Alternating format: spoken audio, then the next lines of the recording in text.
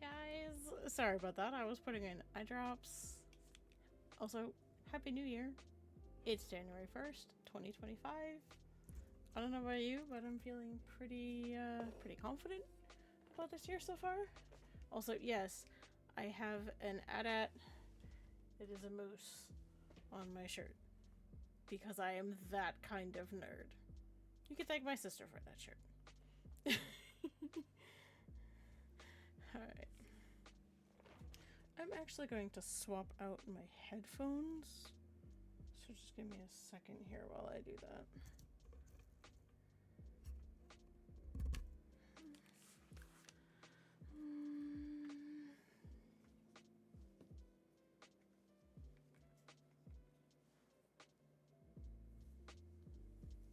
That's better. Also, my hair is a disaster, so I apologize.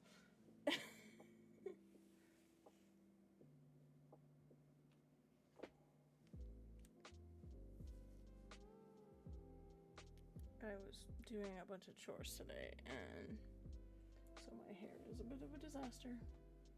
Sorry about that. Okay, I put in eye drops. What in the world? Give me just a minute, guys. I might have to do eye drops again.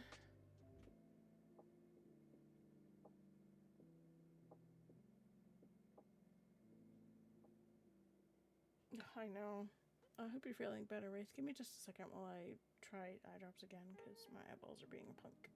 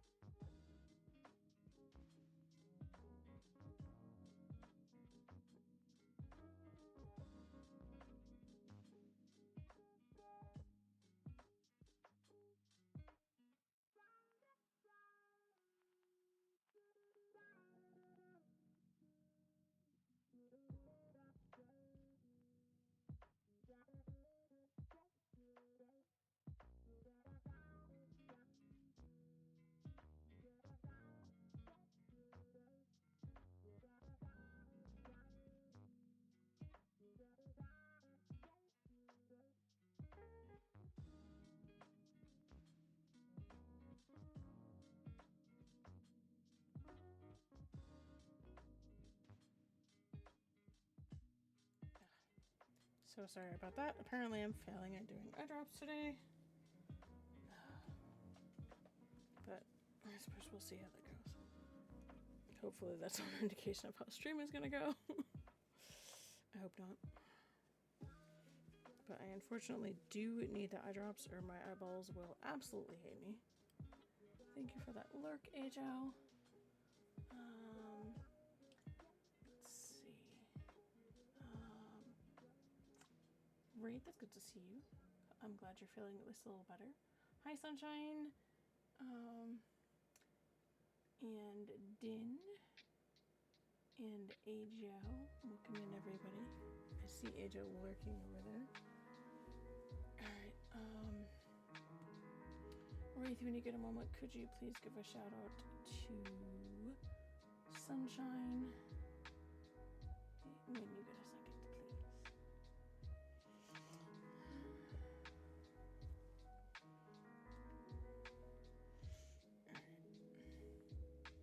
Getting myself situated over here.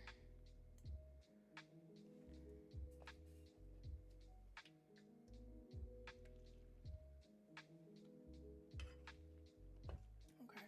As the title says on the tin, we are going to attempt to finish out Train Your Daughter this evening. Should be able to. They're not super long chapters. But it really depends on if my eyeballs decide to be a punk or not. We'll see. Yeah, I think we can finish that out. May not actually take me as long as I thought, so we may actually end up going into the other story, maybe. We'll see. We will see. Oh goodness, excuse me. I don't know why I'm suddenly so burpy. Make sure I'm on the right chapter here.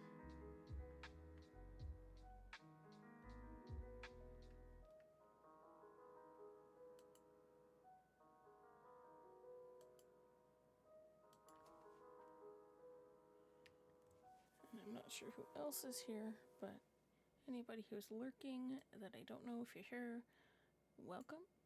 I hope you enjoy the stream this evening. It's gonna be a super chill one today. Oh, Wraith, if you could you give a shout out to Obi-Wan Jacoby if he's still here? He was posting in chat like right when I went live, so we will see. Alright. I was getting myself situated here. Oh man, I'm like failing with the glasses today. Thank you. I can't keep my glasses clean. I can't do outros today. This is not a good start to stream today. Let's try this again. Alright. Give me a little more water.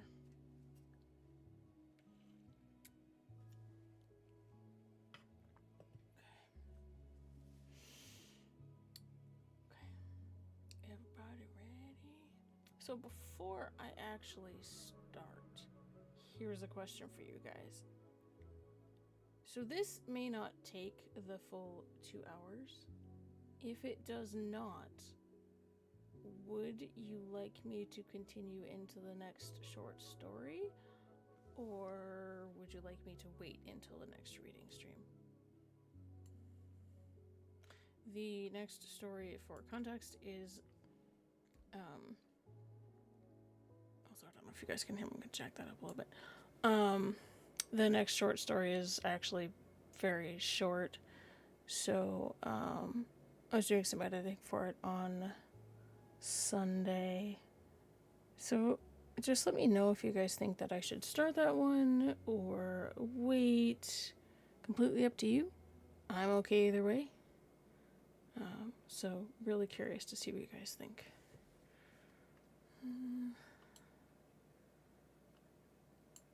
Alright.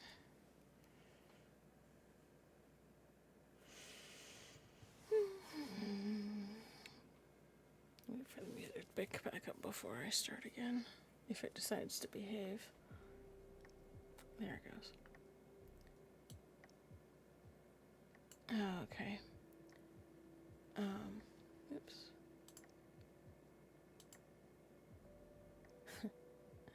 Alrighty. Chapter 29. A few days later, Stefan informed the students that those who wished to ride with his family and Marin to the site where Jarius would be laid to rest were to be assembled and ready when they arrived.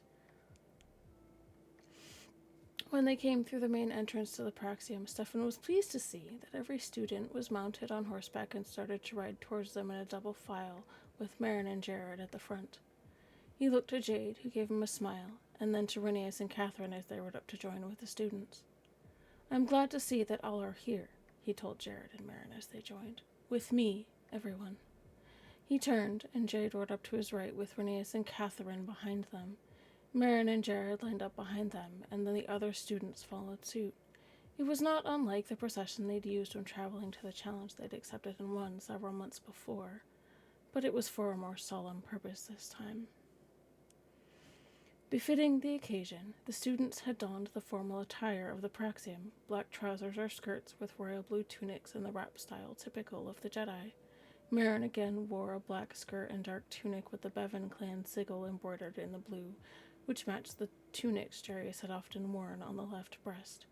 She wasn't sure how they'd even gotten into her closet. Perhaps they were something Jarius had left her before he'd left on the final mission. I can't English today. Goodness. Further down the trail, Dylan and his wife, Kara, met up with them. Their daughter, Janai, was too young to ride in the saddle with either of her parents, so she was nestled in the pack that Kara had across her chest. They joined up and rode in line behind Stefan and Jade, as he was their oldest child, adopted or not. Marin personally wondered why Andrea had not met up with them, and remained curious while they rode along. She had done some research with Jared's help and had a strand of her hair braided behind her right ear, which was the tradition of a Jedi Padawan. Jared took a moment and reached over to gently squeeze her hand. Her question was answered as they reached the site chosen for the memorial. Jarius was a former Marine who had served Catan faithfully and with complete honor as a son of Edmonton. The village, the Marine Corps, and His Majesty himself felt that he deserved to be laid to rest with others from Edmonton who had given their lives for their people and their way of life. Andrea and Edward were waiting for them at the place that Stefan had selected. Andrea wore a more solemn attire for the occasion, and Edward had chosen the black dress uniform of the Catani Naval Service with no decorations. Ian was standing with them, and Andrea had to hold him to keep him from running to his grandparents, Stefan and Jade. Stefan raised his hand to halt the column and motioned for them to dismount outside the grounds. Most of the students stayed around the edge of the grounds, while Bran, Koya, Tara, and several others walked with Marin, Jared, and the cards toward where the rest waited. Bran, Koya, and Tara held back while the rest met with Andrea and Edward and exchanged greetings.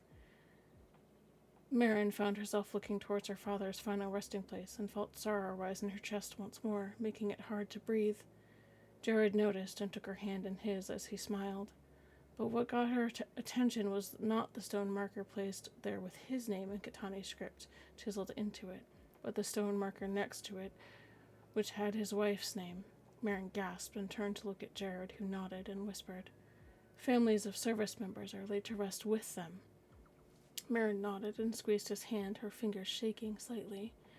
She reached up for a moment to grasp Jarius' tags with her left hand, tracing the engraving with her thumb as she looked over the small cemetery. The polished black stone markers stretched like an ordered military formation across the grass. Sorry.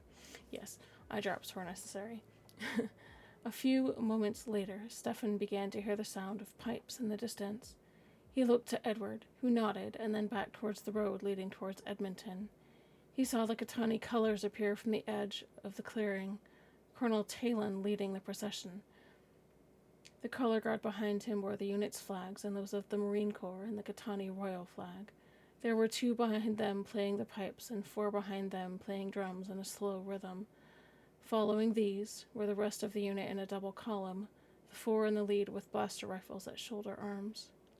Between the columns of the unit was a horse-drawn caisson with a casket on it, which had the Catani flag draped over it. For this event, the Marines wore their dress uniforms, the same cut as Edward's but in a dark olive color. Their insignia, rank bars, and service medals glinted in the sunlight as they marched into the grounds at the pace set by the drummers. They slowed as they got closer to the spot picked out for the service. "Detail, halt!" Talon called as the entire unit stopped 2 paces later. He turned to the unit sharply and looked at them, and then turned with a crisp step towards where the rest were gathered. He stopped and saluted Edward and then Andrea. "Highnesses, Marine detail present and ready to proceed." "With your permission, Marin," Edward asked as he looked at her. She hesitated, unsure if there was anything to say, but nodded as he looked back to the colonel. "You may proceed with the ceremony, Colonel." "Aye, sire," Talon said as he turned to face the unit. "Honor guard, form ranks."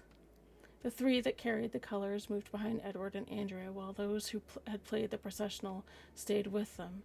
The 4 bearing arms waited until 8 moved up, 4 on each side of the caisson, and gently picked up the casket and took it off the carriage.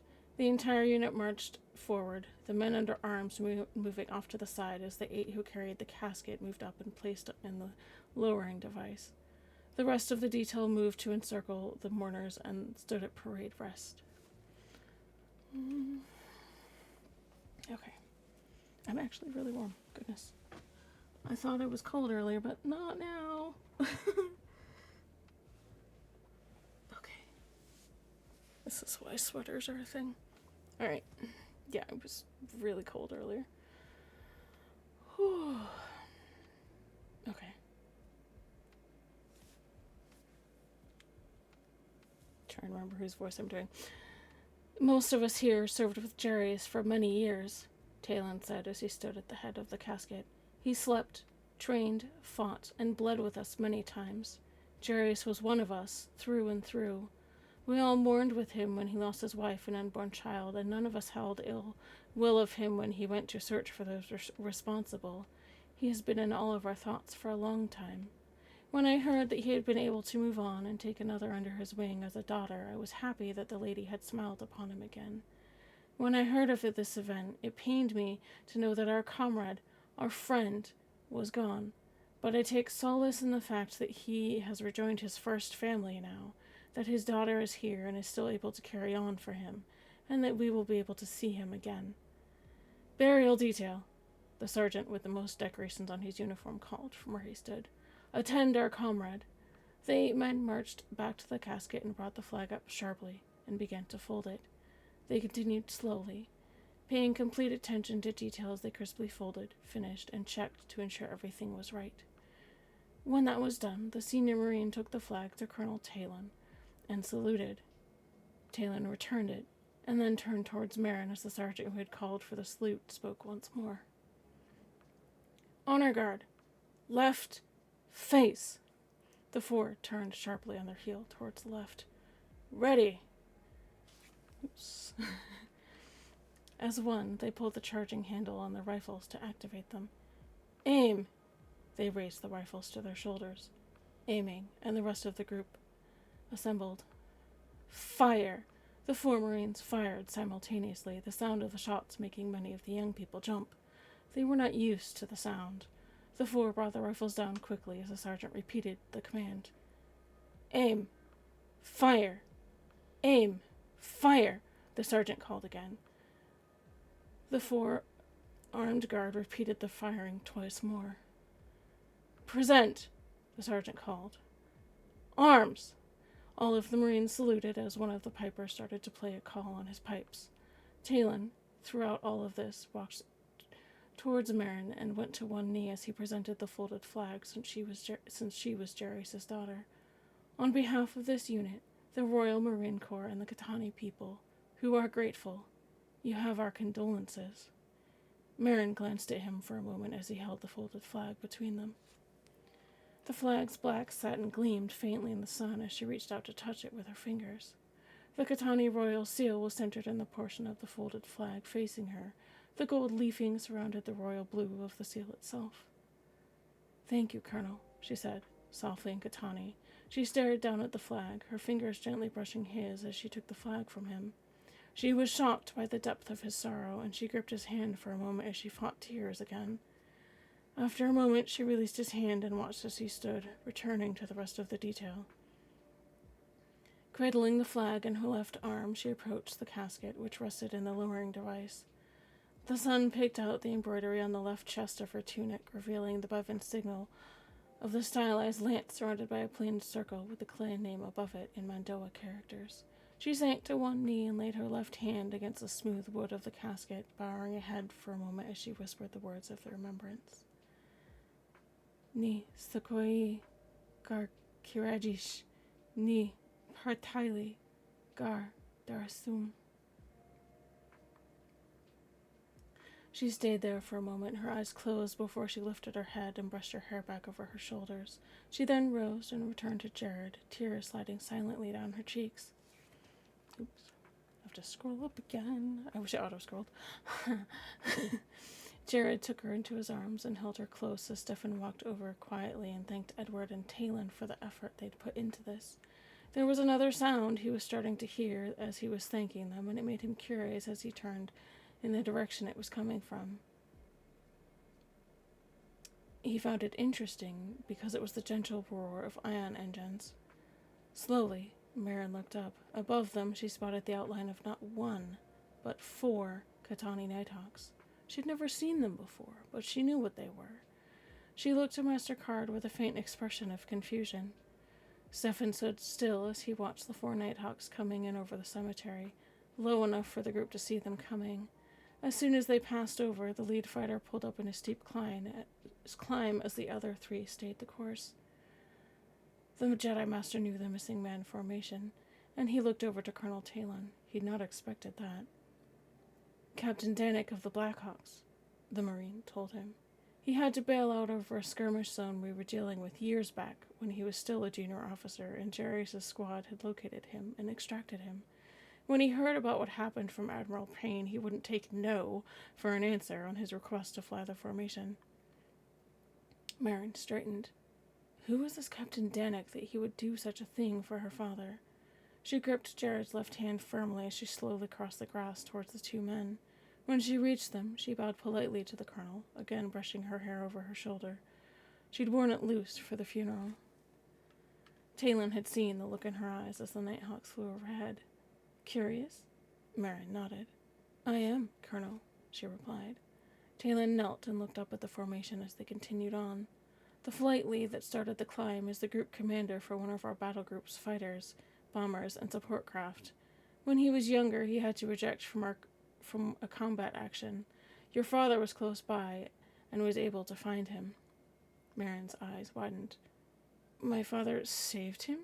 She asked, following the formation with her eyes until it disappeared over the tree line. Once they'd gone, she looked back at the colonel, her right hand fussing with Jarius' tags for a moment. Aye, Talon said, as he stood from his kneeling position. He was able to get him to safety. As I recall, the sergeant in charge of the detail said from behind her, that pilot got an entire case of ale for that outfit, too. Marin turned to look at him, and a grin started to spread across her face. That's just like him, she replied. He always liked to share the Netrigal when he could. Colonel, the sergeant said to him, permission to dismiss the details so we can finish giving him a proper send-off? Master Sergeant, Talon said as he looked at the NCO, that has to be the best idea I've heard all day. Miss Durza, would you and your party care to join the festivities? Marin's eyes widened and she grinned a little with a glance toward Master Card for permission. Certainly, Colonel. She was still learning more of the Katani customs for such an event, but something told her it would be quite memorable. I would hope so, Stefan interjected, catching their attention. I had the staff at the Praxium prepare for a wake, and I'd hate for you Marines not to think of one. Then it's time to hoist them, Talon said as he nodded to the sergeant. The Master Sergeant turned to look at the rest of the unit. Detail. The wake will be held at Master Card's request on Mount Adon. Any of you who I don't see there will have me to answer to. Understand? The entire unit shouted an affirmative and saluted after a moment. Detail. Dismissed, Talon said. And that is chapter 29. And I need water, and I'm slouching. And we have an ad in 27 seconds, so that was actually really good timing. Oh dear.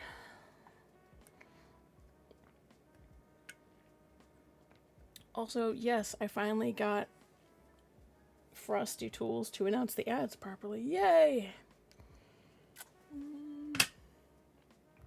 Makes me happy.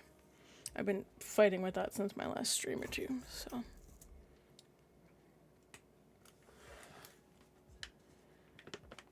Also, yes, make sure you guys are hydrating. I know I'm reading, so I have to, but it's really important to hydrate, especially if you were drinking last night, like probably a lot of us.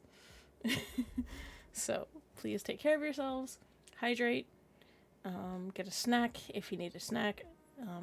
Ad break is 1.5 minutes, so it's a great time to do that.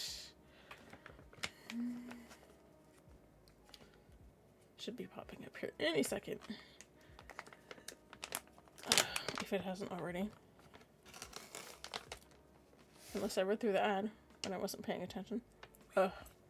Sometimes I do that.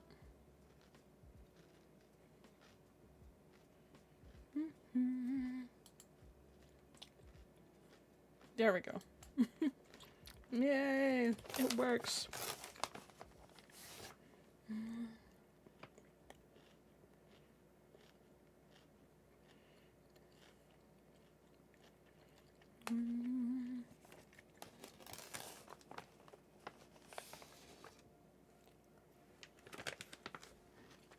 That was incredibly noisy. I'm sorry.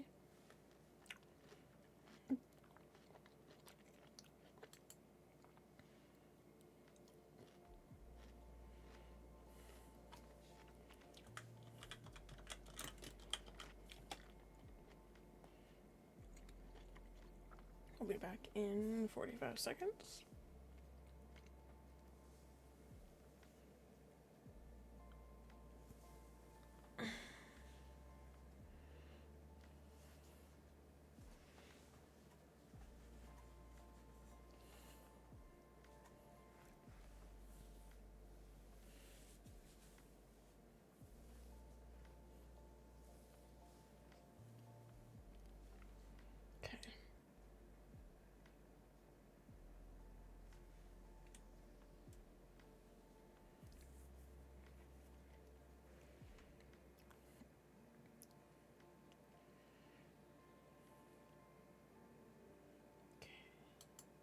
And we're back from our ad. Okay. Gonna get a little bit more water before I start reading.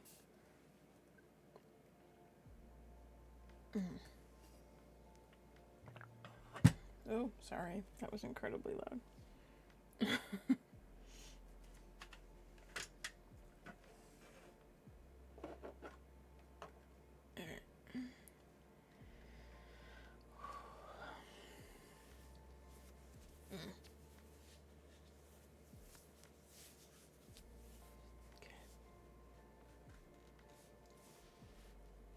Chapter 30. With the wake over, Marin had slipped away to her room for a few minutes of quiet time. It was strange to have so many people about, even if they had known her father. Jared followed to her room and sat with her for a while as she held Jarius' helmet. For her, it was the only tangible piece of him she had left. They were silent, holding each other as she cried some more. A while later, she got up and began to pack a few things into a duffel. She knew at some point she'd return home to take Jarius' helmet to its final resting place. She already had a spot picked out. Ethan entered her room as she was putting the last items into the duffel. "Whenever you're ready, Marika," he said, quietly, nodding to Jared. He waited outside politely so they could have a few moments. Jared pulled her close and kissed her gently when Ethan had gone. "Travel safe. I know you're just going home, but still." He squeezed her shoulders gently and held her close. "I will," Marin told him softly as she leaned against him. She didn't want to let go. Andrea had given her 2 days leave to go home and handle whatever she needed before she was to return and resume her training. In all honesty, Marin was a bit reluctant to go home. Too many reminders of Jarius, but in her heart she knew that's what she needed. If she kept something of him close by, he would never be gone. With a sigh, she leaned on her toes to gently kiss Jared and squeeze his hand before she hefted her duffel. "I'll be back in 2 days," she said, softly, turning towards the hall and Ethan. He waited outside the door and took her duffel, shaking his head when she protested. "Don't worry over it, Marika. We'll be back before you know it." "Hi to Sniper. How you doing?" He patted her shoulder briefly before they turned down the hall and headed to the courtyard. He'd seen how she and Jared had been almost inseparable, but this was necessary. The ride down to the cards was quiet, each lost in their own thoughts as they focused on what was coming. Ethan's ship sat out on the landing pad, waiting for them. He dismounted, tossing his reins to Rhinias and shouldering Marin's duffel as he strode towards the Werda. Marin was a bit slower to follow and still had Jarius' helmet in her hand. Ethan was waiting for her at the top of the boarding ramp as she stepped through the hatch. He waved to Rhinias and sealed the hatch before heading to the cockpit. "Your duffel's in the spare quarters, Marika. I understand if you want to rest. You're welcome to join me in the cockpit if you like." Marin nodded. "I think that I could use the rest," she said after a moment. Ethan merely nodded. "I'll wake you when we get there, then." And with that, he was gone. Marin turned down the cramped corridor and headed to the spare quarters, curling up on the bunk. It wasn't long before she was asleep.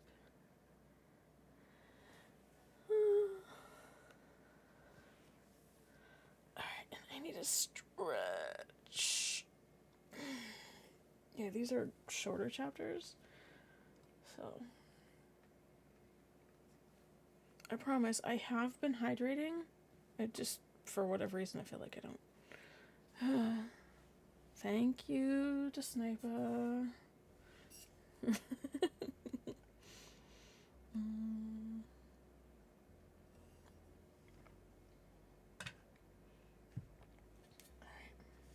Just one sec. Random stuff on my desk. I have been hydrating. I have just, I don't know. You ever been drinking a lot of water or whatever and you feel like you haven't been drinking anything? Yeah, kind of getting that. Alright. There we go. Hydrate. Alrighty. Oh, goodness. Try that again. The next thing she knew, Ethan was shaking her awake. We're here, Marika. Marin nodded and sat up carefully on the edge of the bunk, rubbing the grittiness from her eyes. A moment later, Ethan handed her a steaming mug of Bihot.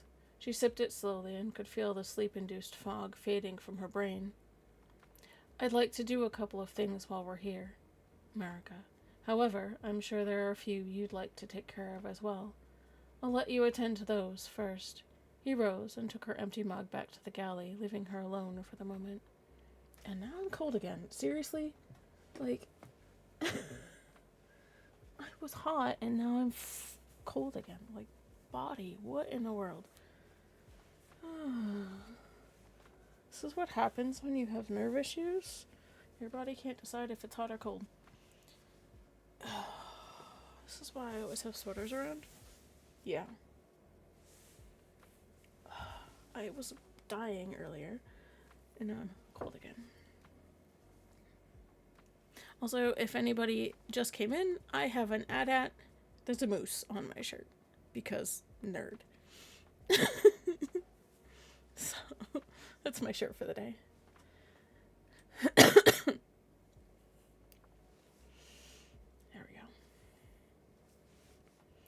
With a sigh, Marin scrubbed her face with her palms before she rose and grabbed her duffel, carrying it through the corridor, down the boarding ramp, and into the house. It was as she remembered from the last time she'd been here, but it was quiet. She moved down the hall to her room and set the duffel on her bed before she pushed the door closed with her foot. The duffel dropped to the floor with a muffled thump as she began undressing. 2 minutes later, she stood under the hot spray and the fresher, letting the water soothe the aches in her muscles. It did nothing for the pain in her heart, however. She scrubbed clean and stepped out of the fresher, toweling off before pulling on fresh clothing and a clean tunic and skirt. These were also in the colors Jarius usually wore when not in his Beskar gown. She brushed out her hair, the strokes slow and measured as she tried to turn it into a meditation. When all the tangles were out, she carefully braided it, leaving her Padawan braid loose behind her right ear. She then rose from her bed and picked up Jarius' helmet, cradling it in her hands for a moment. With slow, thoughtful steps, she lit a candle and moved down the hall to the small room which held a shrine to the lady. Setting the helmet down on the altar, she took her candle, lighting the one in the alcove behind the altar before she lit the rest. The flickering shadows cast by the candle flames were soothing.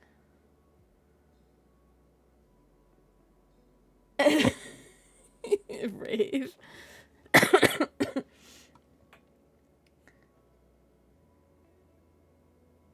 What?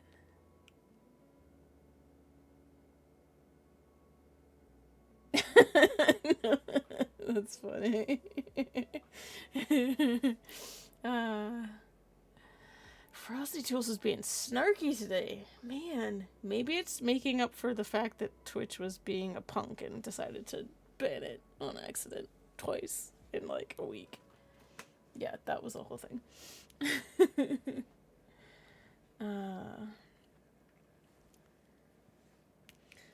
So maybe it's making up for that. I don't know. Marin knelt before the altar, placing her candle in the empty holder. She stared into the flickering flame for a long moment, becoming lost in it. Then she settled her hands on her lap and let her mind go still. It was not easy. Her eyes drifted closed, and she focused on all their time together, training, celebrating, and just being together. It didn't lessen the pain, but she found it comforting nonetheless. She said a few words in Katani, a simple prayer she had learned before she once again spoke the remembrance. Mirren then rose as the last whispered words faded, gently taking up Jairus' helmet. She moved across the room to a smaller alcove, this one empty. Her fingers shook slightly as she placed the helmet within, orienting it so the black visor faced the room. She slipped her hand inside her tunic and withdrew a small lace cutter. Dialing the power back, this turned it into an etching tool. I can't words. Her hand shook slightly as she raised it to level with the plaque below the alcove. After a couple of deep breaths to still her hand, she started engraving. She used the finely tuned beam to etch a line of text into the plate, both in Mandoa and Katani. Jarius Durza, beloved father and warrior. After that, she turned off the lace cutter and slipped it back into her tunic before sitting to meditate, facing the alcove. She remained like that for perhaps an hour, with no sound in the room except for her soft breathing and the whispered words of another prayer in Katani. Finally she rose, her knees a bit stiff as she made her way around the room, extinguishing the candles before she slipped out of the room and closed the door. The smell of food greeted her, drawing her towards the kitchen where she found Ethan, which was not a surprise. He'd removed his armor and was dressed now in a well-worn flight suit and boots. He heard her footsteps on the wood and turned to look at her with a solemn expression. He smiled.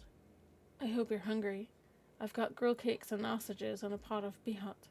He slid a loaded plate across the counter before he set a steaming mug in front of her. "Hali satare, Marika. You'll need the energy for later." Marin smiled. She had an idea of what they might be doing. Her guess was correct when Ethan sent her to change into one of her older coveralls. "We'll be working with Beskar, Marika. I wouldn't want you to ruin the clothes you have on." He then took her into the workshop when she changed. He'd already laid out the plates that Marin had brought back with her from Galan. He took Jairus' chest plate and began to outline what they would do, guiding her through the heating process before they started hammering away at the metal. The noise echoed through the shop. It was satisfying and soothing. After a few hours, the newly formed plate had cooled and rested on the workbench. Ethan had trimmed it down and formed it to fit her smaller form. It would replace her current chest plate. Ethan left the painting up to her. She decided to paint it to match her current armor, with a few notable additions. To her right shoulder plate she added the Bevan sigil, painting it in careful strokes with a small brush. Down the left side of her chest plate she painted a red stripe over where her heart would be. Ethan nodded in approval, his right hand gently squeezing her shoulder before returning to tidying up the workshop.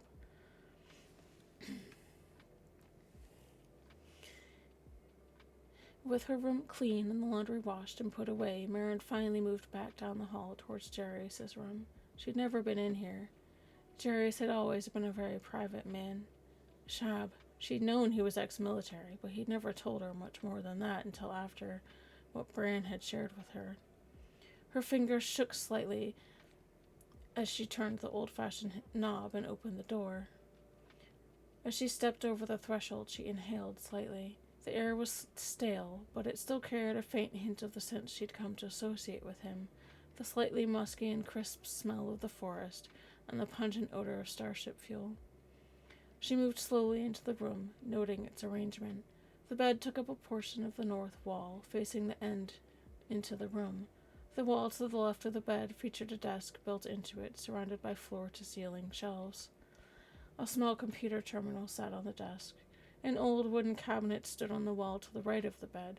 The wall opposite the bed featured a fresher, but it was what was on the walls that caught her attention. There were many old-style photos and a few still hollows on the three walls not occupied by shelves. She set down the clean sheets on the end of the bed and moved slowly around the room, looking at each of them. There were several of her, but there were more of Jairus, and in most of them he was in a Marine uniform. After seeing Colonel Talon and the barrel detail, she knew what it was now. When she finished looking at the pictures in the hollow, she started stripping the bed. She put on the clean sheets, tucking the edges neatly under the mattress as Jarius had taught her. Then she spread the top sheet, smoothing it with her hands as she folded it sharply at the corners before tucking it in. As she was spreading the blankets, again, she bumped something off the shelf that was part of the headboard. It fell to the floor, and she bent to pick it up, turning it over in her fingers. It was a small hollow projector. Sinking onto the bed, she turned it right side up in her palm and pressed the switch. The image that flickered into existence brought tears to her eyes. She wasn't sure who had taken it, but she recognized where and when it was. It had been taken shortly after their arrival on Catan. She stood beside Jarius, her skirt blown slightly askew by a slight breeze. He wore his usual blue tunics, his vibroblade on his left hip. He had his right arm around her shoulders. She remembered that day. It was a long moment before she moved again, lifting her free hand to wipe the tears that slid down her cheek. She stared down at the image for a long moment, her fingers tightening around the base of the hollow projector. After a deep breath, she turned it off and slipped it into her coverall pocket. She rose from the edge of the bed with a sigh, the slightly ajar door of the wooden cabinet catching her eye. Crossing the room, she pulled it open the rest of the way. What she saw inside made her gasp. There was the open shelf at the top, which was now empty. If she stood up on her toes, she could see the faint scuff marks on the smooth wood from the bottom edges of his helmet.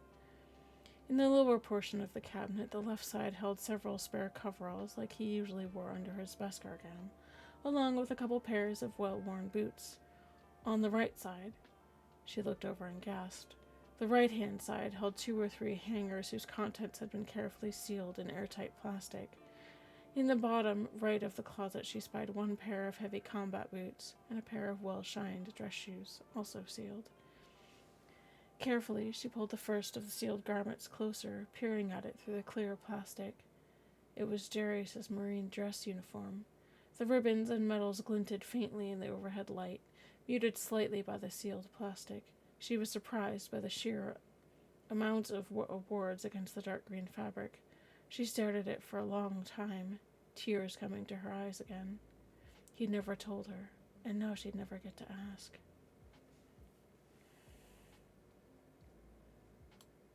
Give me 1 second, guys. Okay.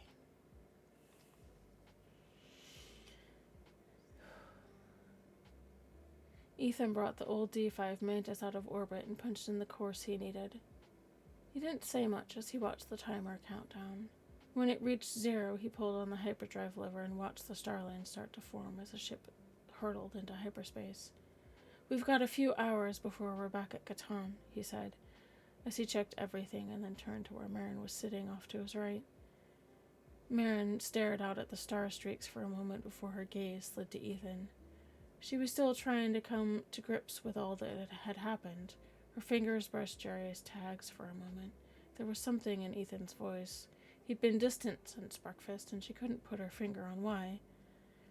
"I'm only going to say this once, and I feel that I only have to say it once," he said as he looked at her, not hard, but from a mentor's perspective. "First, don't ever go off as you did several days ago. You don't have the training to go after Kirzad. And second, you went off with the wrong mindset. You completely disregarded the advice of 3 people who know what they're talking about. Talibak?" Marin swallowed hard. His voice wasn't menacing, but it still gave her goosebumps. She opened her mouth to reply, but closed it as she shifted uncomfortably in her seat. After a moment, she nodded, but didn't look at him. "Okay," he said as he reached out and held her hand briefly. "We're both hurting, but we'll work together on this. Jarius has showed you quite a bit. I'll show you a lot more to get you ready." That got her attention. She wasn't used to that. He had always seemed rather aloof. She bit her lip, her fingers nervously tracing Jarius' tags again. Force, it made her chest ache. It made her want to hide. She drew her knees up and rested her chin on top of them. "Edgar, I don't know what came over me. I still feel responsible," she mumbled, thinking of the letter Jared had found. Sorry. You can't dwell on that, Ethan told her. I'm sure Card would tell you that is lesson 1. As much as we want to change what happened, we can't. It's done. What you need to focus on now is training. Pure training, because when it's time, those mere Osik will wish they had never heard of Kirtsad, joined it, or never been born. With me? Marin nodded, finally looking up at him. But how can we do that without following the same path Bewir did? There's a difference. Not much of one, but there is one, Ethan said as he turned to look at the panel readouts for a moment. We take them out and do it for everything they have done and every life they have hurt. Don't let your hurt drive you when we do this. You do that, and you come close to that line again. Marin flinched, almost as if he had slapped her. She'd already walked that line once. It had felt good at the time, but Marin realized now how much she had hurt those closest to her. She stared at her hands for a moment before answering. I want to do it for all the families that have been torn apart, and because I want to finish what Bewir was trying to do. Rid the galaxy of those mere Osik. All they bring is pain. Now you're thinking like you should, he told her. What do you think I need to show you first? Where do you think your weaknesses are? She frowned in thought. She could use more time with the remotes or even a live person. Blocking blaster bolts with her lightsaber still needed some work. She let out a breath. Well, I'm good at hiding myself in the Force, but I could still use some work on the physical aspects of that. And I'm trying to rely only on my abilities when I need to and use conventional means. Kind of keeping that in reserve unless necessary, she clarified.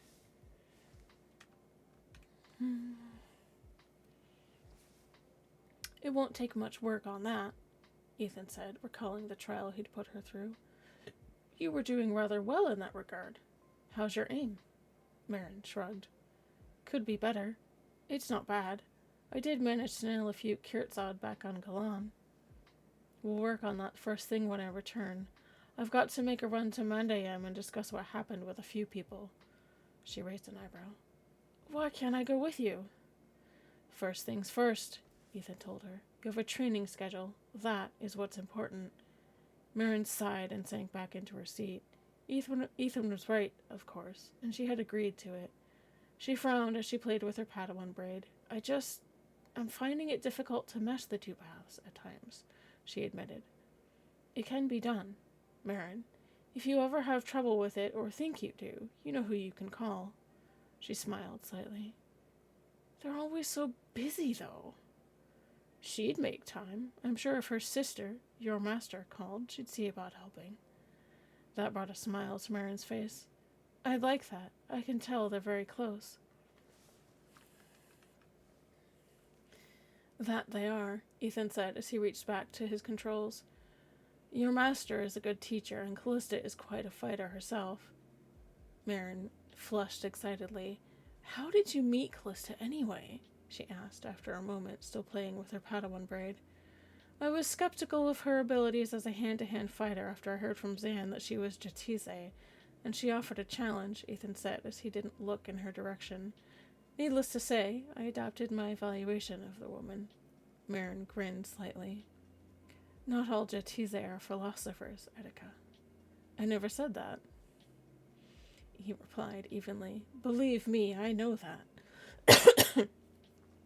Card and several others are Jatize, who you do not want as an opponent. Marin flushed and ducked her head slightly at his gentle rebuke. When Master Card returned from Mist, I felt a change in him. He's a formidable warrior. What I know of his history and participating in the challenge from the Darha school showed me that. There's more than you probably know, he said, as he looked at her. I haven't seen him fight, but I've heard from others that he's seen more battle than even some of us Mandos. Of that, I have no doubt, Marin said, remembering some of Andrea's story. Okay. These next two chapters are more of deleted scenes. They're really short.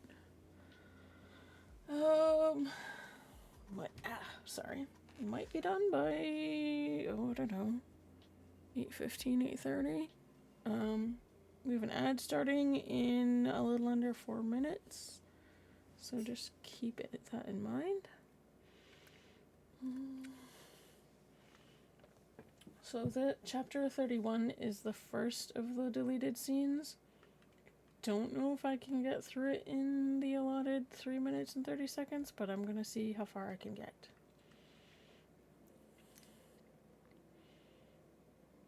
So, I'm not actually sure where this one fits in the overall arc of the story, but I'm kind of thinking that it's during the time that Jarius is at the Praxium with Marin.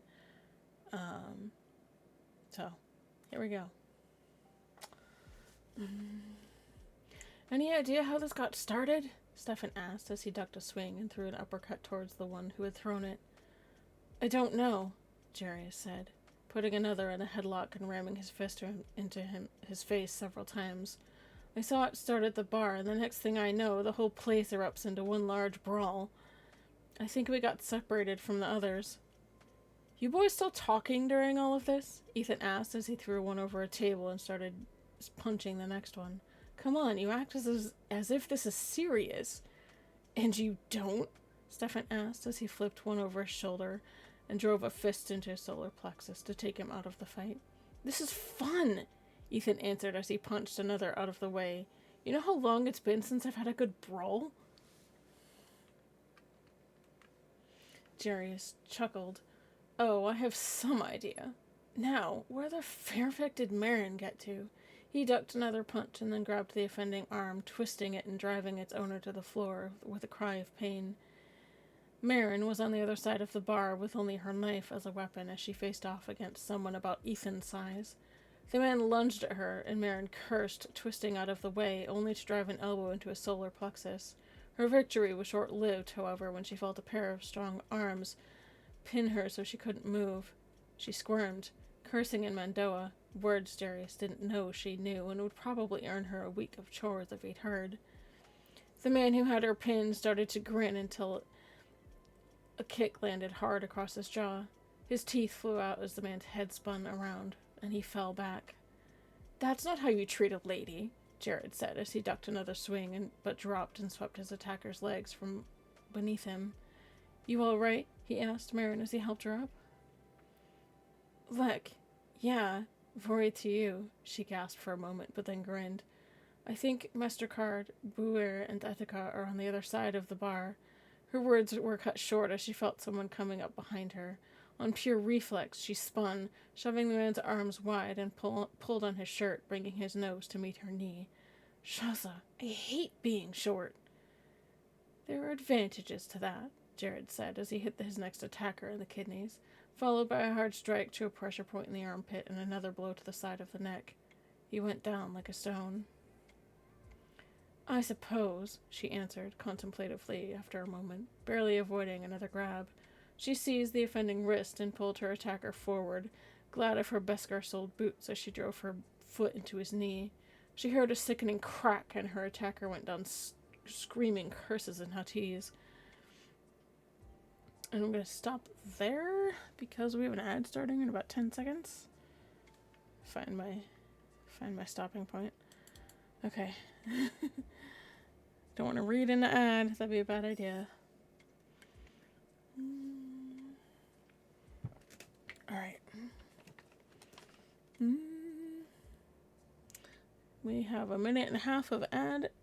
This is a great time to get a snack, get a drink, have a stretch, hug your kids, snuggle your pets, you know, any number of those things. Maybe one or two.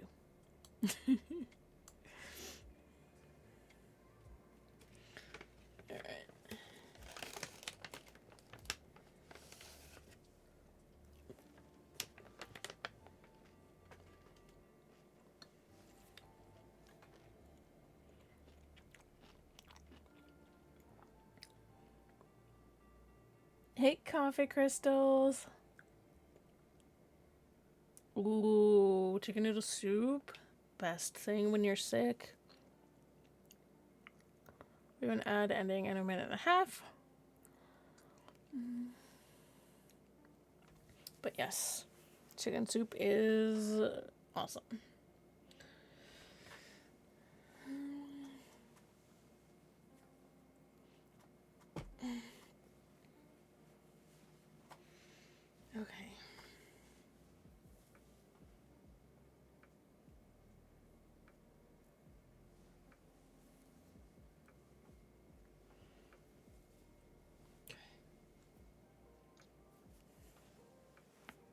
Ooh.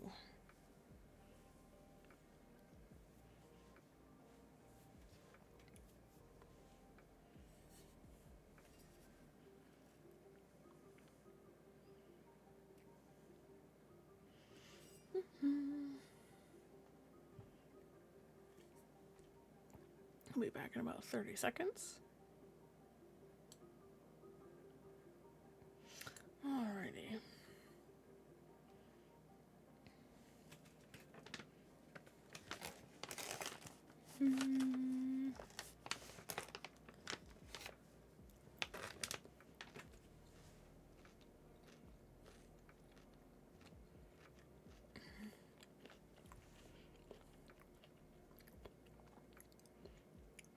And we're back from our ad. Thanks for your patience, guys. I appreciate you. Is there any end to these guys? Jarius asked as he slammed his palm into the chin of the next one in line and another into his Adam's apple. It does look like someone picked a fight with a bunch of folks, Stefan said as he grabbed one by their vest and threw them over his shoulder and across the room. He sidestepped a knife and twisted its owner's wrist before driving his palm hard to snap the arm with the elbow. The man crumpled to the floor and didn't move anymore except to curl around his injured limb. On the other hand, Ethan seemed to be having the time of his life. He was enjoying himself. He'd slipped into what the Mandalorians called the battle mind. It was similar to the Jedi battle meditation, except it was for only one person and helped them focus.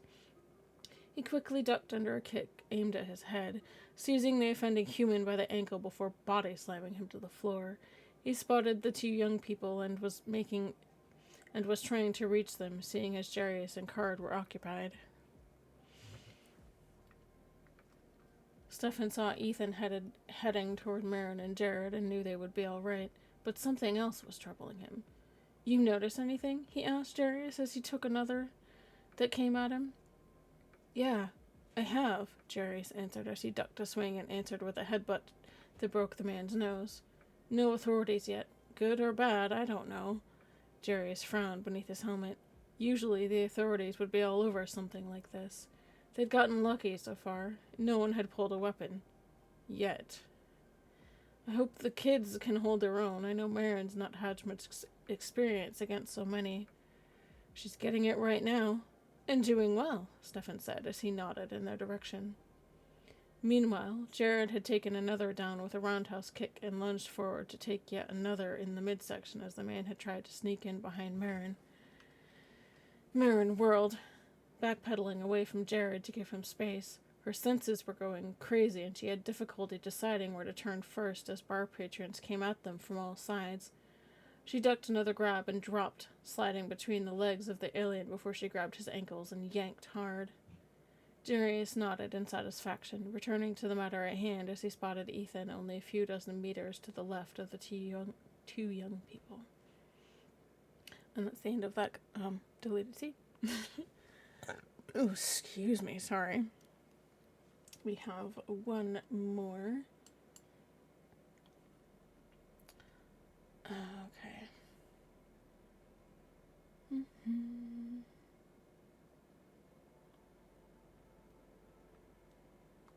Let me get this going over here. Okay. So this next deleted scene takes place about a year after Darius's death. So, okay. Catan, Edmonton. Ethan looked down the road, searching for any sign of the place he was looking for. It took a few more minutes, but he found it just a bit further down the road. There it is, he said as he looked over to Marin, who was dragging along. Oh, stop moping and come on. Marin shot him a glare. Why, Etika? It's hard enough as it is. Why do we have to go to the tavern? I've heard from a few folks that the ale is good, he said. Besides, Jarius would want us to toast who he was, and I hate drinking alone. Hi, Wicked! She shot him a look and raised an eyebrow. And I'm old enough to drink? Since when? I've not even finished my vergoten yet, have I? She swore softly. She just started on the tax for it right before Zan died. Very funny, Nar.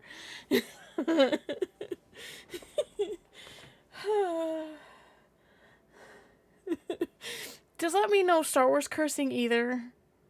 Because that's going to be hard.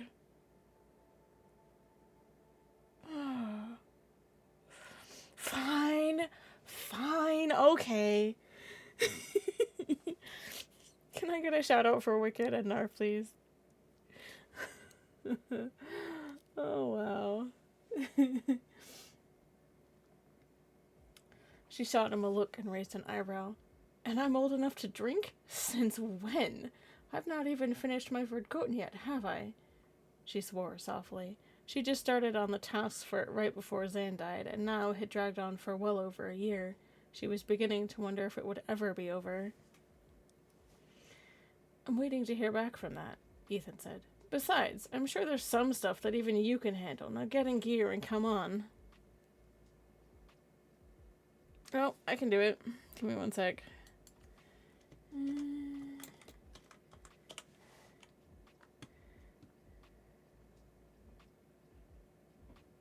Give me 1 second here.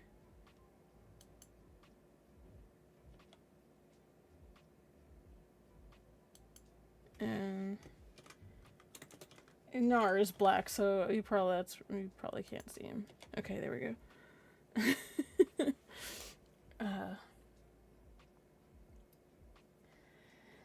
Muttering curses under her breath, she glared at his back, her fingers clenching as she caught the jibe in his words. She knew very well what day it was, and she'd hoped she could have spent it in quiet communion in the house. But that was not to be. Ethan had woken her rather abruptly late the night before and insisted she come with him to Catan. So, she was dressed not in Beskar Gam, but in a tunic and skirt, the same one she'd worn just after his death. Oops. Just trust an old man, would you? Ethan asked calmly. I know he wouldn't want you alone right now, and I know Card and I don't want you alone, so please. Sighing, Marin rolled her eyes at him. Fine, she said, her tone a bit surly. Why can't I just have time to myself? Later, he said as he opened the door to the tavern. And I'm sure Jared will be back by then. She was a half step behind Ethan as he entered. As she stepped into the cold dimness, the emotions hit her like a punch to the gut. She'd closed down. But this... She gasped a curse and leaned on the doorframe for a moment before she brought her head up to scan the room in pure reflex. About time you two got here, a loud, drunken voice called out above the din in the room. I thought I'd have to send a squad to find and drag you here. And already started the party without me, I see, Colonel, Ethan shouted with a grin. Marin's eyes widened and her gaze went from Ethan to Talon and back again, confused. She leaned on the doorframe for a moment longer as she tried to get her bearings. She wasn't used to such intense emotions. Hesitantly, she stepped into the large main room, trailing a few steps behind Ethan. She still felt a bit exposed without the DE-10s, but Ethan had insisted she bring no weapons, and she wasn't happy about it. Talon looked at Marin and then back to Ethan. You didn't tell her. Why? Ethan said as he ordered himself a mug. I knew she'd argue against it. At that, Marin had to bite back a rather rude comment. She knew better than to say such things in present company. If Jarius had taught her anything about her adopted heritage, it was that the Katani were very polite, and for her to say what she wanted to would have been quite rude. Instead, she shoved the urge deep into the back corner of her mind, trying to breathe out the sudden tension. She managed a polite nod to Talon. Colonel, it's good to see you again. Talon nodded and smiled. And recovered well, too. I'd say she was his blood if I didn't know better. I guess you're wondering what we're doing here. I had to skip over a curse there, sorry. She could feel blush heating her cheeks for a moment at the comment, and she murmured a few quiet words before she nodded and began running her thumb over the engraving on Jarius' tags. Even after all this time, she found it soothing. I was wondering that. She shot a pointed glance at Ethan. The colonel smiled and nodded. Normally, there are a few ways we remember those who have passed. Most of us, especially in this unit, prefer to celebrate who they were, raise a drink in their memory, talk and joke about the good times we shared. Marin's breath caught in her throat, and she had to work hard to keep the tears at bay. It wasn't easy. Her only memories of Jarius were training and visiting the Praxium a few times when he wasn't on a contract, and the adoption. "And I'm sure you'd like to know more about him," Ethan told her as he put a hand on her shoulder. "And this seemed like the best time, so come on and try to have a good time." She glanced in Ethan's direction, but sighed a bit as she saw he'd been pulled off to a table by some of Talon's Marines. With a shrug, Marin nodded to the colonel. "Might as well," she said, quietly, trying not to let any of her annoyance at Ethan into her voice. "Good," the colonel said as he nodded at the barkeep. The man smiled and selected something he knew someone her age could handle, pouring a smaller tankard with it. Talon took it in hand and offered Marin a seat at the table.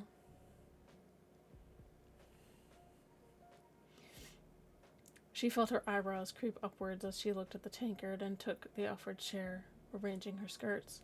She didn't wear skirts all that often, usually only for official functions or for if the occasion was more formal. When she settled, she leaned forward and propped her elbows on the table as she looked at him. "So, what's in the mug?" she asked, pointing to it with her chin. "My guess," Talon said as he looked at it and sniffed. "Apple gin. It usually comes from the islands off Kendal in the southern hemisphere. It's a sweet drink and pretty light. They can't handle heavy alcohol there." She made a slight face. "And I've never drunk anything before," she sighed. "Knowing Beware, he might have started me on Netragal, though he probably figured I was too young." She frowned. He always did like Behat, though. "I prefer a strong whiskey from Edenhall myself," Talon said as he lifted his tumbler and took a sip. "Wyron's Reserve comes close, but not close enough." "Already talking drinks over here?" another Marine asked as he sat down next to the colonel. "We don't need to get her started early."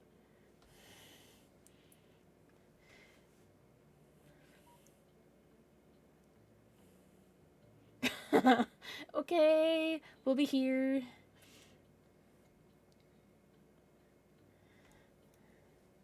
Marin snorted at the other Marine's comment and ducked her head before she lifted her chin slightly. "I might be young by Katani standards, but as far as Mandalorian culture is concerned, I'm practically an adult." Her tone held a slight hint of challenge as she lifted the mug to her lips and took a sip. She almost succeeded in not coughing as the alcohol burned pleasantly on the way down, leaving a warm feeling in her stomach. The Marine started, and then recognition cut through his haze. So, this is Jarius's girl." Talon chuckled, taking a moment to sip at his drink. "Marin, this is Master Sergeant Greer. He started with my unit, so he knew your father. He's now with Captain AT and basing off of Cure." She nodded. "Aye," was her quiet answer as she regarded Talon for a moment, her thumb tracing slowly over the engraving. She didn't care who saw at this point. She nodded politely to the Master Sergeant. "He was a good man," the Marine said as he looked into his tankard. "A good Marine, one of the best squad leaders I've ever seen, and always drew a lot of loyalty from the men in his unit." For a moment, Marin bit her lip at the emotion she felt behind his words. "He never really talked about his service in the Marines," she said. "I wish he had, at times, but I can understand why he didn't." "What makes you say that?" Greer asked. She sighed and stared down into her mug before taking a sip. "I always got the sense that he didn't much want to talk about it." Her face darkened slightly. "Most likely due to Joran." She spat the name as if it were vile, her hand curling unconsciously into a fist before she realized it. The other Marine's face soured as he finished his drink and poured another. "Joran. What I would give to take a skinning knife to him." "No need. He's dead. Thank the Menda. Attica saw to that," she said, softly, flexing her left hand in memory. Greer suddenly turned to look at Ethan. "You killed him?" "That's right," Ethan declared. "Sunk my steel into him not long ago. At least he met it in a fair fight," another Marine chimed in. Only good thing I can say about that Sleemo, the first said as he raised his glass. To this man right here, settling a score, every man, and then he looked at Marin, and girl, wanted to settle. Aye, Marin said, more firmly as she raised her glass. Her gaze met Ethan's. There was still annoyance there, but it had softened a bit. It bothered her that so many Kurtzad were still out there. Hey, Ethan told her, catching her expression. This isn't the time for that. It looks like we're late, another voice said from the entrance to the tavern. This new arrival was wearing a black duty jumpsuit instead of the green that she was used to seeing the Marines wear. There were a few others with him, each with different patches on the shoulder, and they'd already started to fill glasses and take seats. She glared at Ethan slightly, knowing full well what he meant. Instead, she rolled her eyes at him and muttered something. Her guardian he might be, but he still annoyed her to all Haran. Typical flyboy tardiness, Talon said as he looked at the new arrivals, grinning as if he didn't mean it. Good to see you found the place, Captain. Marin felt her head snap around at that, and she stared open-mouthed at the small crowd that had entered. Perhaps half a dozen people, men and women, most wearing black duty jumpsuits, which told her they were naval pilots. Well, you're stationed here on the planet, the captain said as he draped his jacket over a chair and sat down. We had to come from squadron facilities on Catane. Marin choked on the sip of gin she'd just taken and coughed as she looked over at him. Captain Danik, I presume? She asked after a few breaths to still her coughing. He nodded and smiled. I guess I needed no introduction after all. Marin smirked ever so slightly. Not entirely, Captain. She looked over at Talon briefly. I believe you knew my father at one time, she continued, watching him carefully. The very reason we came down, Wes said as he motioned to the other pilots. We had a problem a while back in a border dispute. A couple of local hotheads got a hold of some handheld launchers and nailed the warbird I was flying when I wasn't looking. Your dad was the first to reach my ejection spot and keep me covered. The rest of the squadron was keeping covering fire on the locals' buddies. Marin nodded and mulled that over for a moment as she took another sip. Well, I'm glad he was there, Captain, she replied. She'd picked up on the veiled dislike between the Marines and pilots, but she couldn't figure out why. Wes noted her expression and looked at her curiously. Wondering something? Marin blushed furiously at how easily people she didn't know could read her. Well, yeah, I was. She sighed slightly and tried to lock down her emotions, but it didn't really work. Ask away, Wes said, taking a drink and looking around at his group to ensure they were getting along well. Clearing her throat nervously, Marin gulped the gin before looking to Ethan, then to Talon, and then back to Wes before she replied. I was wondering, why is there a dislike between you pilots and the Marines? It was an innocent enough question, but she felt the answer might be complex. Oh, Wes said with a slight chuckle, and then glanced to Talon. It isn't exactly between pilot and Marine, but between Navy and Marine. Did you notice we're wearing different colored jumpsuits from the Marines? It's because we're Royal Navy. We're always with the fleets, while the Marines are usually stationed here or on our colony worlds. We don't interact much unless there's a situation or a friendly matchup between services. Marin nodded. I see, she said after a moment. It still didn't fully explain why, but she didn't want to start a fight either. Old habits die hard, Talon said, shaking his head. Don't ask us to explain it, but there's always been a semi-friendly rivalry between the services. It doesn't affect our jobs. As a matter of fact, the captain here had several cases of whiskey sent to us after all was said and done for helping him. Marin laughed a bit. Well then, no harm done, I suppose. She took another sip and wondered how much Jarius and Ethan had told them about her, and if they would ask for stories. Greer caught the look from Talon and then looked to the other Marine who'd started this whole thing. We were looking at charges and fines for the damages till Jarius walked in, the other Marine continued. He was in an ops planning session at battalion when this all happened. He and the head of the village were going at it pretty hard outside our cell till he let it be known that they were serving us some of the local hooch they were making. Oh, so that's what it was, Talon said with a grin. We didn't know it. That stuff was so good, and it tasted like water till it hit your stomach. But the thing was, Sisters doesn't like folks making their own hooch without collecting local taxes on it. So they were making it illegally for the party and tried to get a lot of credits from us for the damages. So when Jerry showed up, he was able to get them to drop the charges? Talon asked. Marin was still somewhat confused, but she found the story rather amusing.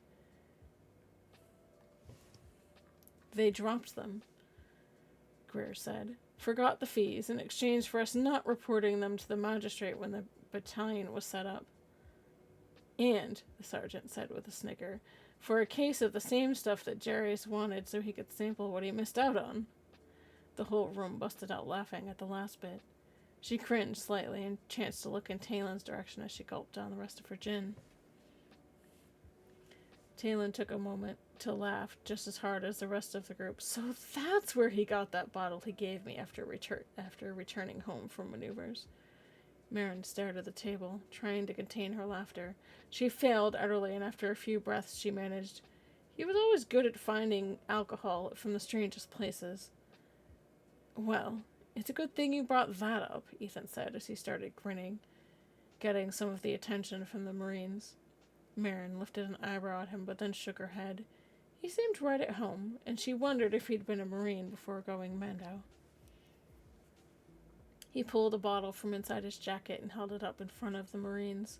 "Lucky for you, he told me the location of the village you stayed at on Cestus." That got a round of boisterous cheers from the Marines at the table as he uncorked the bottle and poured a bit into the offered empty glasses. Those who didn't have an empty glass made sure they were emptied very quickly. Trading a look with Talon, Marin wondered if she even dared. From the sound of it, the stuff was potent. "I wouldn't try it, Marika," Ethan told her as he thought about it while pouring drinks for the rest. "I've tried this stuff. It's just like water, but when it gets into your system, it's worse than Nutrigal." Marin groaned. Figures. She sighed a bit and gestured to the barkeep for another gin instead as she watched the Marines. Ethan looked at the empty bottle and put it down. "Well," he whispered to Marin, "good thing I've got more at the house." She giggled and shook her head at him, figuring he'd get good and drunk once they were home again. For now, she sipped at her new mug of gin. Talon finished his drink and looked at his chrono, noting the time. He sighed and then stood up, pouring one last bit into his tumbler before he got the attention of all that were gathered. Taking another gulp of her gin, Marin coughed. She looked around, noticing the sudden quiet and almost somber mood that had settled over the room. She cast a questioning glance at Ethan before turning her attention to Talon once more. "We gathered to remember the memory of a person that meant a lot to us, and we had a lot of great times with him. There have also been some terrible times, but we were glad to see him pull through." He nodded to Marin. "To be able to live on as he did, to bring some meaning back into his life. These two probably know him better than we did at the end, and I appreciate them telling us of the good times he continued to have with them." Several Marines lifted their glasses to salute Ethan and Marin, and then stood up to join the colonel. "To Jarius Durza," they shouted. The emotion in Talon's voice that filled the room caused a lump to rise in Marin's throat. She took a moment to swallow and gave Talon a nod as she stood. "I may not have known Jarius during his time in the Marines, but I do know this. For the few years that I did know him, he was loyal, caring, and supportive of the path I chose to walk. I could not have asked for a better father or a better friend." She raised her glass and softly said the remembrance under her breath. And that is the end of chapter 32. It is 8:30.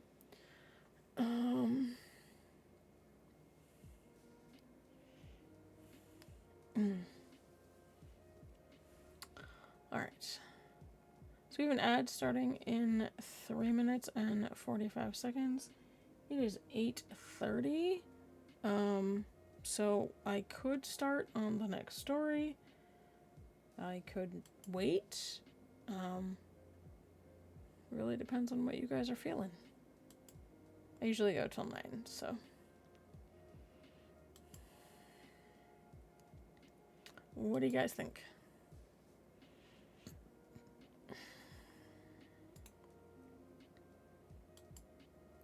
Shall I continue, or shall we call it for the evening?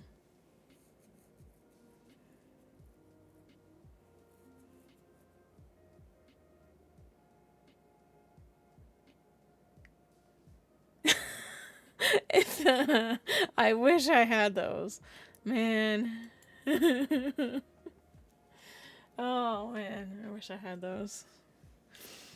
Oh, man, the amount of editing that I've had to do to these stories to get them to a readable state is kind of atrocious. You have to remember that these were written back when I was in high school, and the first few that I read and this one were actually written cooperatively. So you can tell a little bit with the writing style, but I have had to do some rather significant editing, and it's still not perfect. But yes, outtakes would be great. I wish I had them. Outtakes would be fantastic. Alright.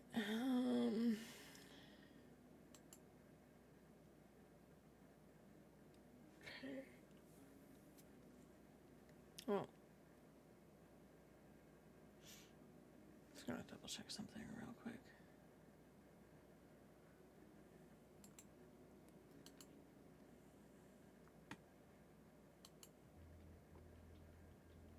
That's not what I want to do.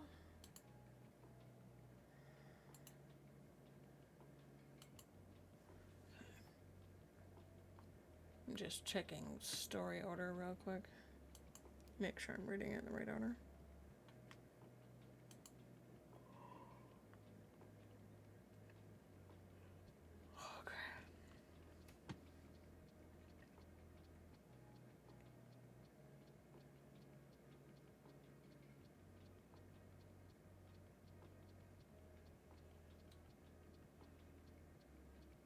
Okay. We have an ad starting in 43 seconds. So.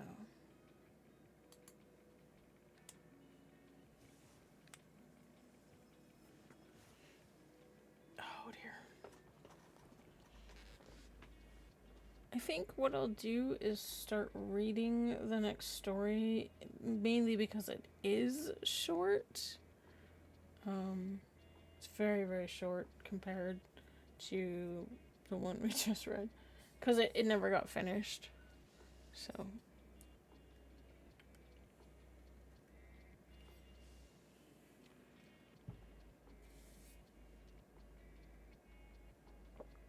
We have an ad starting.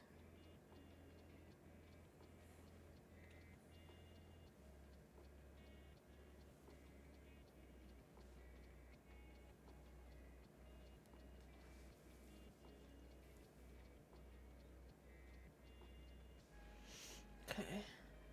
But yes, outtakes would be fantastic if I had them.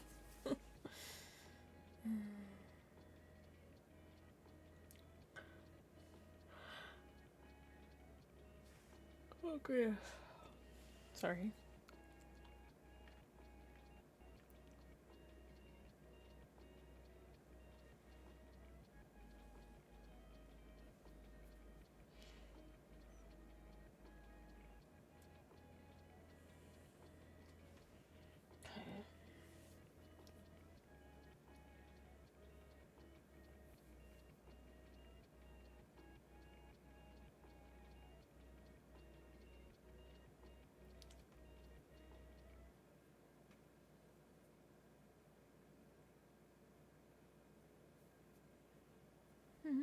Okay.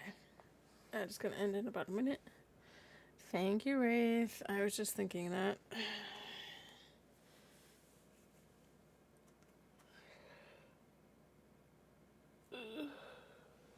Okay.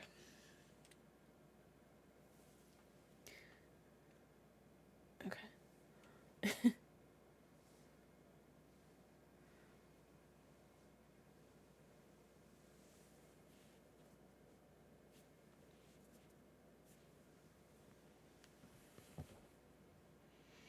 Ooh, my shoulders are crunchy today. Alright. Also, I'll have to wait till that is done.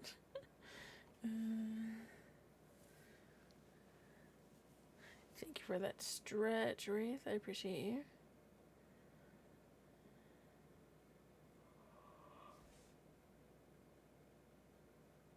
Okay. And we are back from our ad. Also, I just wanted to let you guys know that I finally broke 200 followers on Twitch. So that is awesome. It's a pretty big deal. So I might do a slightly longer stream next time. If you guys want to play a different game, we can do that next stream. Next stream is gonna be SWTOR, usually.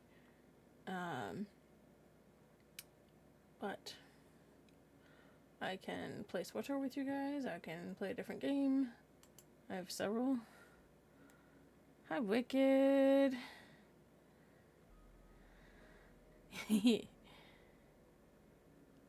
Yes. I know 200's a big deal for me. Like I wasn't sure that I would actually get that far, so that was kind of awesome. I really appreciate you guys. And I'm trying to think of a good way to celebrate it that won't leave me feeling run over. I could do a slightly longer stream. I usually stream till about 9. If I'm playing SWTOR, I go till 10 usually. The absolute latest that I could push it on a weekday is probably 11 because I have a full-time job, so have to be coherent for that. But we could play some SWTOR. We could, let's see, what else do I have installed right now? We could,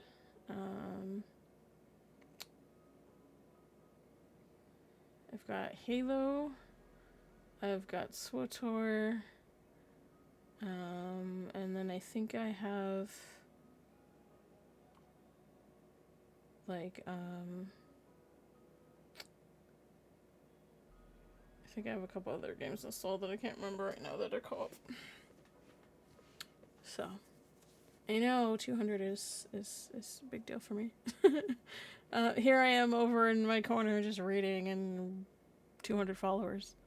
I never expected that to happen, so I'm extremely grateful for that. I'd love to do a giveaway of a game or something as a thank you. I might still do that, but it would have to wait till my my next stream. So, because I don't get paid till Friday. So, but I'd love to do a giveaway or play a game with you guys. I think that'd be awesome and a great way to celebrate that. So I have several different games currently installed, and we could kind of look through those if people are interested in playing something co-op.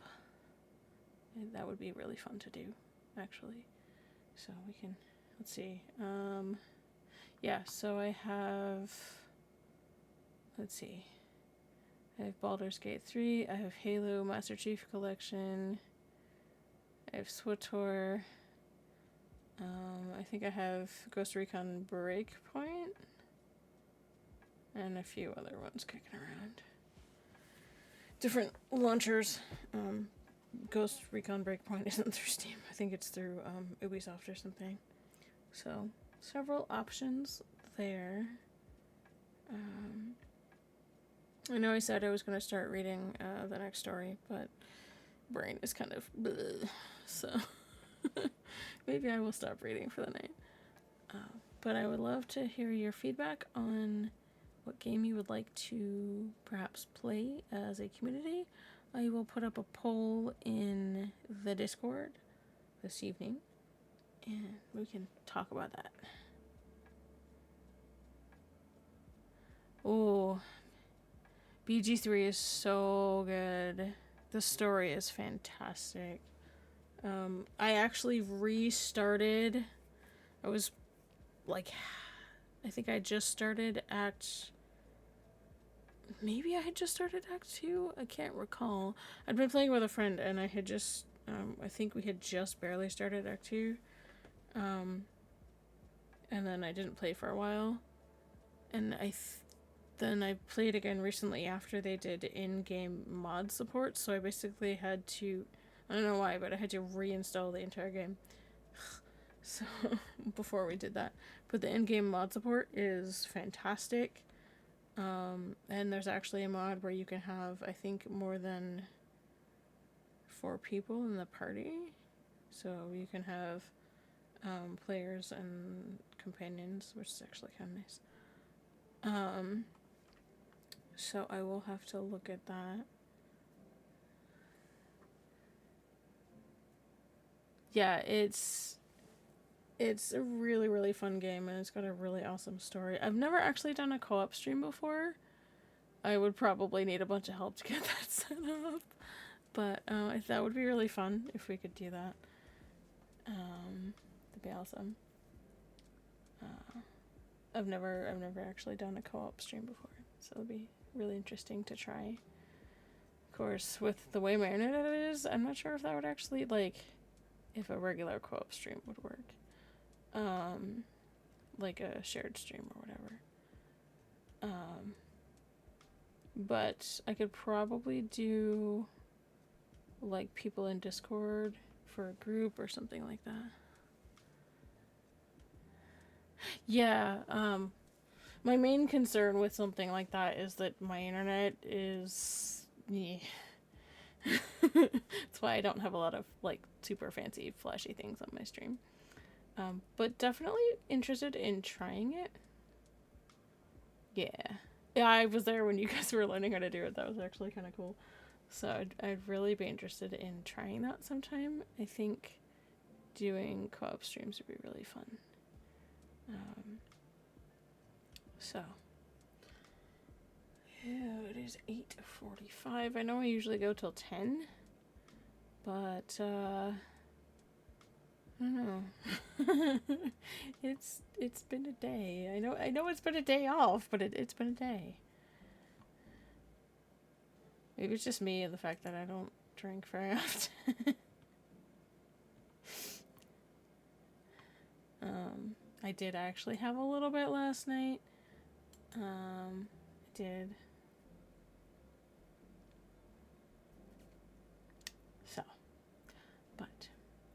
So I will be putting up a poll in my Discord for you guys to take a look at and vote on what game you would like to play as a community. And then we can pick a stream to do that. Probably one of my gaming streams so I can keep my rotations going. I think my next Wednesday stream is supposed to be SWTOR, but we can move that around if needed. I've definitely been wanting to add some more variety in as far as the games go, so it would be really interesting to see what you guys come up with. And if it's a game that I haven't played before, I'm open to games that I haven't played before that are co-op. Just keep in mind that I generally don't do scary ones. So... But I'm excited to try co-op games. That'd be awesome. Alright. I know it's a little early, but I'm actually going to... I think I may go ahead and call it here. It's been a busy day. And I think I'm still recovering from having a little bit last night.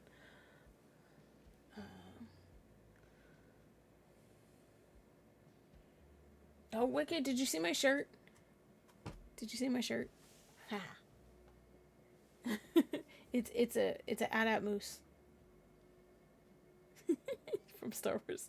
So it's the AT-AT walker with the moose antlers.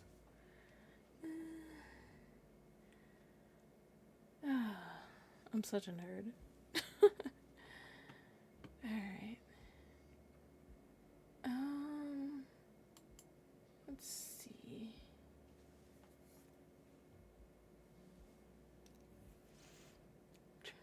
I'm seeing if I have. Yeah, my sister got it for me. It's super cute.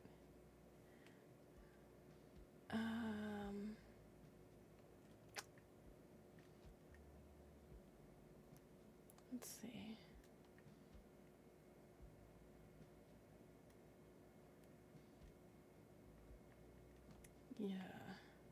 Yeah, I wanted to read out, but I'm starting to fade out. So I think I may just go ahead and call it here for the evening and a little bit early. I have to go back to work tomorrow, so I want to make sure I get enough sleep because I was up late last night. Had a lot of fun, but I was up a little bit late. So I think I'm going to go ahead and call it here. I really appreciate each and every one of you stopping by. I appreciate your company, your support, and I hope that you have an awesome start to the new year. I know it's been rough for a lot of people, so take it one day at a time. Do the best you can, and know that I'm thinking about you and supporting you as much as I can. I hope you have an awesome evening and a great rest of your week. Thanks, guys.